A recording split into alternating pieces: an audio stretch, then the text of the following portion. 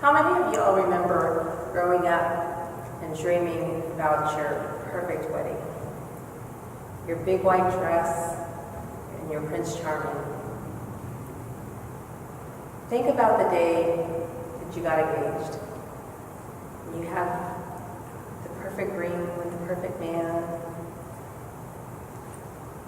You start planning the venue, the flowers, the bridesmaids' dresses, and you knew this was going to be your forever story. We all had role models that we would look at as a little girl. We had Cinderella, Snow White, and Sleeping Beauty. They all had their Prince Charmings. They came and gave them their happily ever after.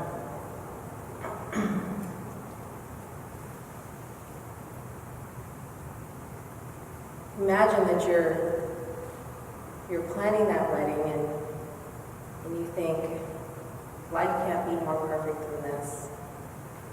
You're dreaming about the children you're going to have, the house that you're going to have. And then you wake up and you realize it was all a dream. You realize that you're in the middle of a nightmare, not a dream.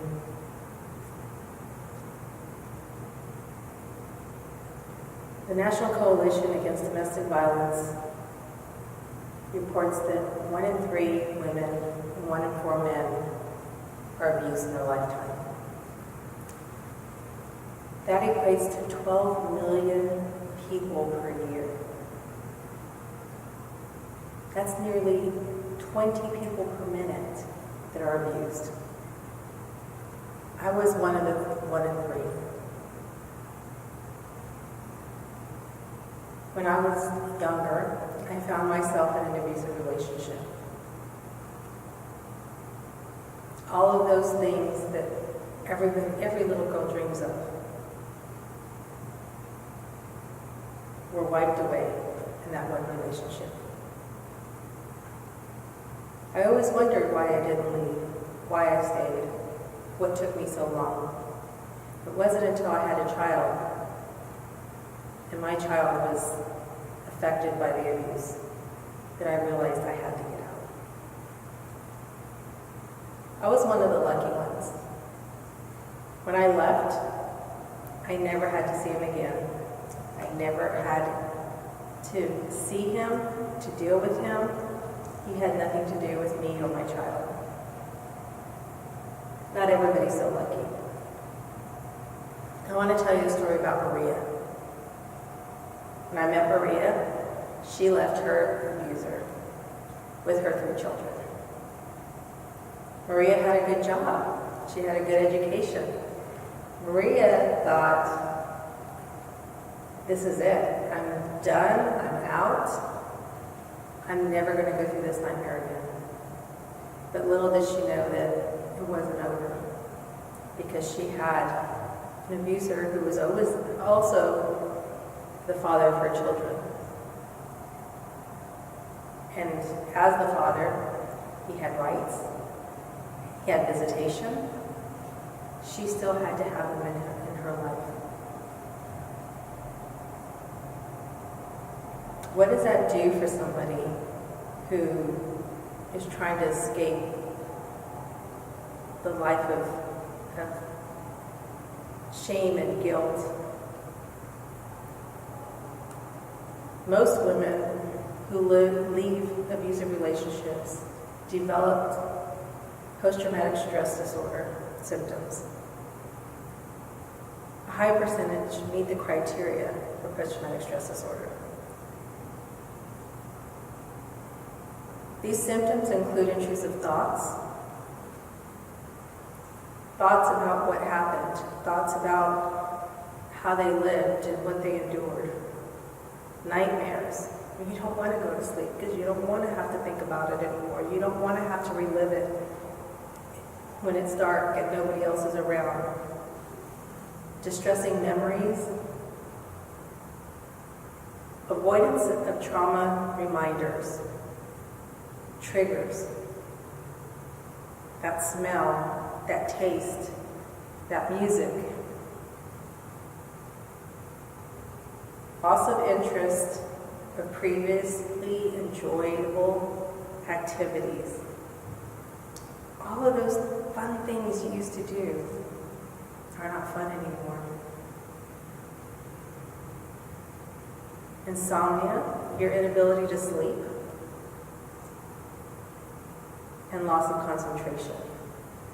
How do I continue working? How do I continue being a mom when I can't even think straight?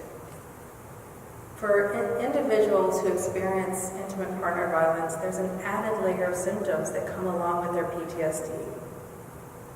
Those symptoms include guilt and shame. Guilt and shame related to having a failed marriage. How do I tell my friends and family what happened? How could I not have my forever happily ever after? Guilt and shame about the effects the violence had on their children. What did they see? What did they experience? How could I expose them to that? And guilt and shame related to the decision to stay or to leave the relationship. Why did I stay so long? Why did I leave earlier? Is leaving the best decision for me and the kids?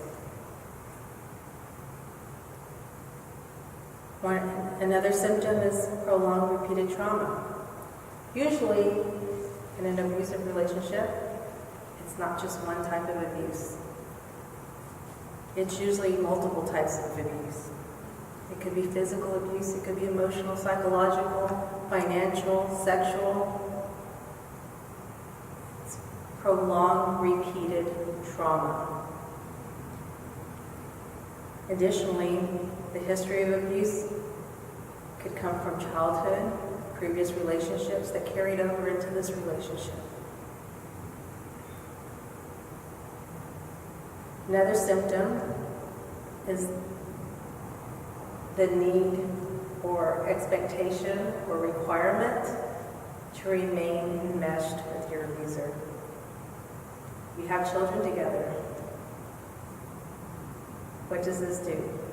It increases the stress symptoms that the survivor is experiencing. And lastly,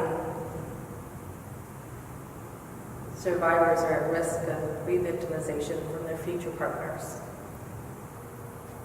So how do we help the Marias out there? How do we address the PTSD that they've experienced with the added layer of symptoms? What are some of the interventions that are available?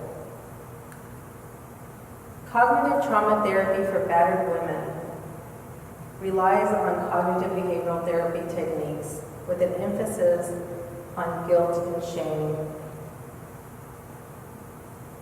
It provides psychoeducation about PTSD symptoms. It teaches stress management to include relaxation techniques. It provides the client's opportunity to explore and share their trauma narrative and have some trauma exposure through homework. It assesses and corrects irrational guilt and guilt-related beliefs. And it reduces negative self-talk related to guilt and shame. Cognitive behavior therapy for battered women is administered through modules that focus on self-advocacy and empowerment. It provides psychoeducation on cognitive and behavioral self-advocacy strategies. It teaches assertive communication skills. It helps clients manage unwanted contacts with their former partners. And it helps clients find ways to identify potential for perpetrators to avoid future re-victimization. Cognitive trauma therapy for battered women is designed to be administered by individuals without extensive mental health training, which makes this a good, if not ideal, intervention in community service agencies that serve female intimate partner violence survivors. It provides this intervention through individual 90-minute sessions, and it can encompass 8 to 12 weeks depending on the client's progress and preference. But not everybody qualifies for this intervention. This intervention is not meant for individuals that are currently in a shelter. This really is a community-based intervention. And in order to qualify, an individual has to be out of their relationship for at least 30 days without the intent to reconcile with their abuser. There can be no physical or sexual assault or even stalking in the last 30 days. The individual must have been diagnosed with PTSD, meet the diagnostic criteria for PTSD, not currently abusing alcohol or drugs, and not have a diagnosis of schizophrenia or bipolar disorder. Cognitive trauma therapy for battered women has been tested among diverse populations across different ethnicities and ages. Of those that completed this intervention, over 85% eliminated symptoms of PTSD. There wasn't a marked difference between those individuals who completed the intervention immediately after leaving their abuser or those that prolonged the intervention.